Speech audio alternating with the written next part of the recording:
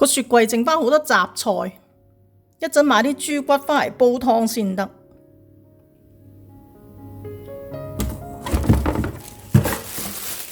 Hello， 大家好，我呢個豬骨呢，就啱啱響街市買翻嚟嘅，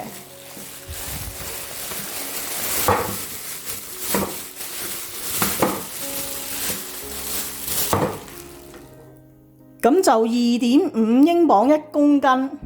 我呢度呢，就買咗3.3英鎊，大約係1300克左右。咁就愛嚟煲呢個雜菜，呢度有啲櫻桃蘿蔔啦、薯仔、紅蘿蔔同埋番茄。豬骨出一出水，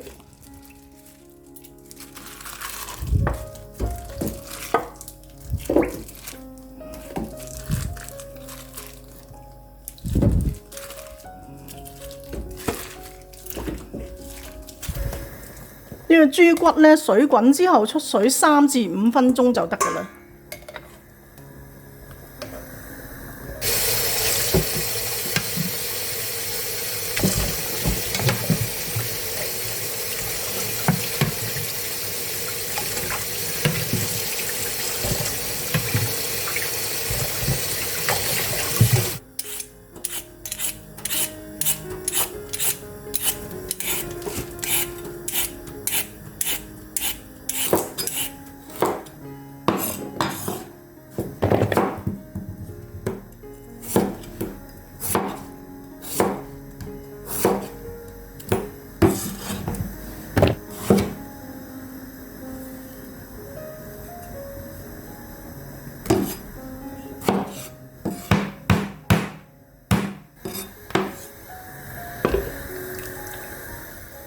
水滾呢，我哋就落1塊薑，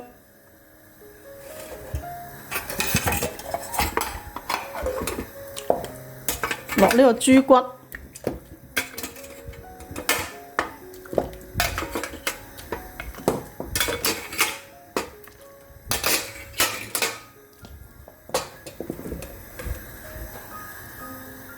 大火煮滾10分鐘，轉小火煮20分鐘。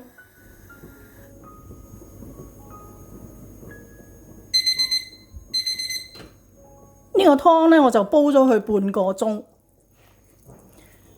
咁落埋我哋嘅蔬菜落去，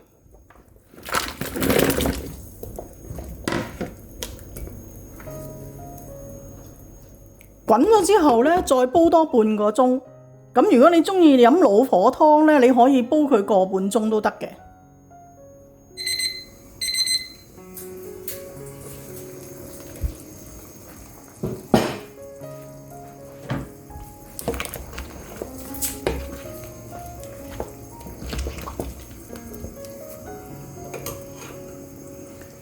落返適量嘅鹽，